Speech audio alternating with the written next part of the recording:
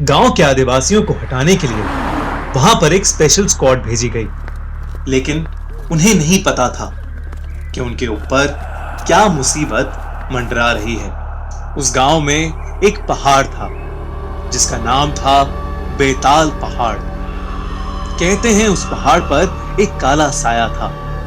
उस स्क्वाड ने उस पहाड़ के अंदर घुसने की बहुत कोशिश की, लेकिन उन आदिवासियों ने उन्हें रोक दिया।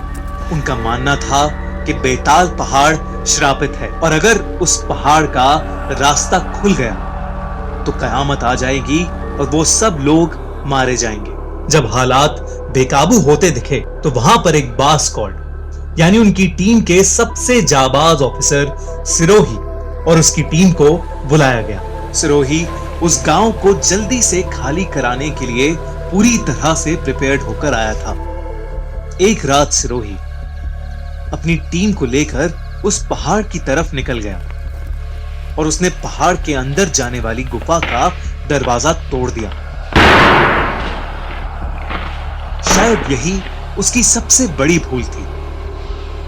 उसने देखा कि अंदर चारों तरफ बस लाशें ही लाशें पड़ी थीं। तभी एक डेड बॉडी का हाथ उसकी तरफ बढ़ा, जिसे देखकर सिरोही की तबीयत अचानक खराब हो गई और वो अपनी टीम को लेकर वहां से वापस चला गया। उसने अपनी टीम को कुछ नहीं बताया। उसे डर था कि उसकी टीम घबरा ना जाए। लेकिन उस रात सिरोही को कुछ समझ नहीं आया कि उसके साथ क्या हुआ। अगले दिन उसके पास एक आदिवासी भागती भागती आई, जो उसके पास आते ही रोने लगी।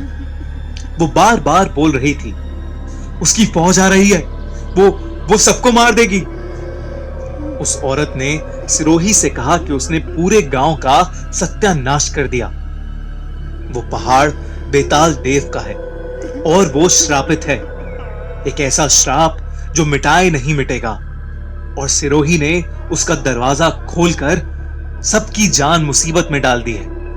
उसने बताया कि आज से 200 साल पहले इस गांव में एक बेताल नाम का ब्रिटिश आर्मी ऑफिसर रहता था, जो वहां के लोगों को बहुत मारता पीटता था।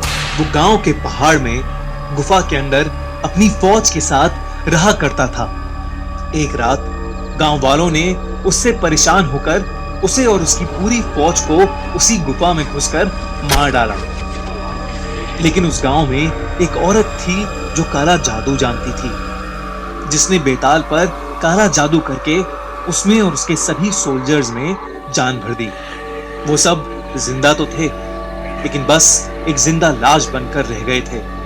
क्योंकि बेताल पूरी तरह से ठीक नहीं हो पाया, तो उसने उस औरत की ही जान ले ली। जब गांव वालों को इस बात का पता चला, तो उन्होंने एक तांत्रिक की मदद से बेताल और उसके सोल्जर्स को उस गुफा में कैद कर लिया। उस तांत्रिक ने उन सब गांव वालों से कहा कि बेताल अब एक देवता बन चुका है, जिसे कभी मारा नहीं जा सकता। वो एक दिन वापस जरूर आएगा। उस तांत्रिक के कहने पर उन गांव वालों ने उसकी एक मूर्ति बनवाई और उसकी पूजा करने लगे। वो उसकी मूर्ति को खून पिलाने लगे, जिससे बेताल देव उस गुफा के अंदर हमेशा हमेशा के लिए बस जाए और कभी बाहर ना आए। उन्होंने उस गुफा के बाहर एक बड़ा सा दरवाजा लगाया, जिसे उन्होंने आज तक नहीं खोला था। सिरोही ये सब सुनकर बेहद घबरा गया